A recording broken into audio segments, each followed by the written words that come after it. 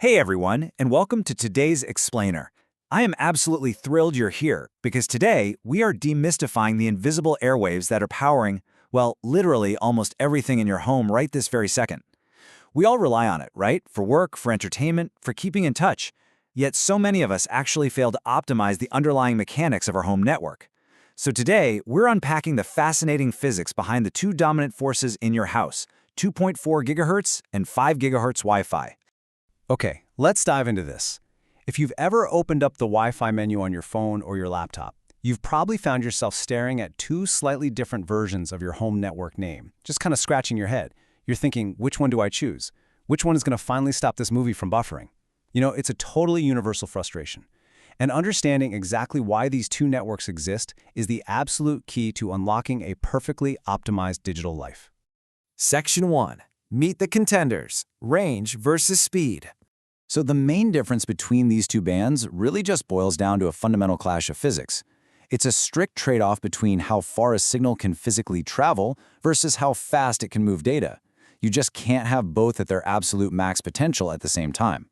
To really picture what's happening in your living room, I want you to think of these two bands like elite athletes. 2.4 GHz, that's your marathon runner. It uses these highly resilient waves designed to go the distance, pacing themselves over the long haul to cover massive areas. 5 GHz, on the other hand, is the sprinter. These waves are incredibly fast, they're explosive, and they carry a massive amount of data, but they burn out quickly and cover a much smaller area. Section 2. The ultimate trade-off. What's really interesting about this breakdown is how perfectly these two bands balance each other out in the real world. Seriously, where one falls short, the other totally thrives. Systematically looking at the stats, you can clearly see how the 2.4 GHz band is just fantastic at penetrating physical obstacles. It handles walls, it handles floors beautifully, which gives it a much longer range. That makes it the undisputed champion for big houses. But its interference level is high. Now compare that to the 5 GHz band.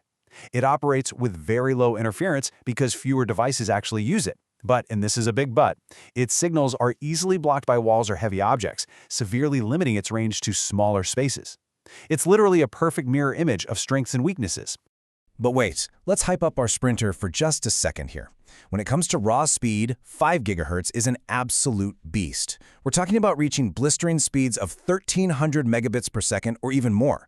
To put that into perspective for you, the 2.4 GHz band caps out at a much slower 450 to 600 megabits per second. So yeah, the 5 GHz band leaves the Marathon Runner completely in the dust when it comes to sheer downloading power. However, remember that high interference issue we just mentioned for the 2.4 GHz band? Well, here is exactly why that happens. The 2.4 GHz frequency is essentially a heavily congested digital highway. Everyday household items, I'm talking about your kitchen microwave and basically all of your Bluetooth devices, they operate on this exact same frequency. So they are silently crowding the airspace in your house, creating these invisible traffic jams that can cause really frustrating lag on your devices. Section 3. Connecting the right devices. So, the crucial point is, since both bands have very clear strengths and undeniable weaknesses, the real secret to a flawless internet experience is acting as the traffic cop for your home network. You need to deliberately assign your devices to the right band. For the 2.4 GHz squad, because our Marathon Runner excels at wall penetration, you want to dedicate this band to your smart home devices. We're talking the smart bulbs, the smart plugs scattered all around your house. They don't need blazing speeds, right? They just need a reliable connection from far away. It's also perfect for basic web browsing or, say, when you're sitting way out in the backyard, far from the router, and that signal absolutely has to punch through multiple walls to reach you. In sharp contrast, you want to reserve the 5 GHz band strictly for the heavy lifting. If you're doing data-heavy activities like 4K streaming, competitive online gaming, or logging into a super important video conference for work, you absolutely need the sprinter. But remember its Achilles heel, it's easily blocked by objects, so it works best when your device has a clear line of sight or is sitting relatively close to the router. Let's move on and see how this builds into Section 4, dual band, the perfect team. Now you might be thinking, man, this sounds like a lot of work constantly switching my phone back and forth depending on what room I'm in. Well, enter the modern dual band router. Most modern routers today, including popular brands like Netgear or TP-Link, they act as the ultimate peacemaker for your network. They actually provide both the 2.4 GHz and 5 GHz signals simultaneously. This is absolutely brilliant because it ensures that all your devices always have the best possible connection available to them at any given moment, automatically balancing those marathon runners and sprinters. It beautifully illustrates how modern engineering takes a genuinely complex physics problem and makes it completely invisible and effortless for us at home. So we've covered the speeds, the ranges, the obstacles, and exactly how to optimize your digital life. I want to leave you with this final thought.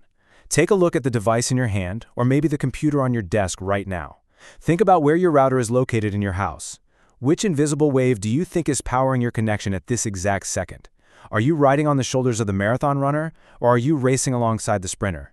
It completely changes how you look at the empty air in your room, doesn't it? Thank you so much for joining me for this explainer, and I'll catch you next time.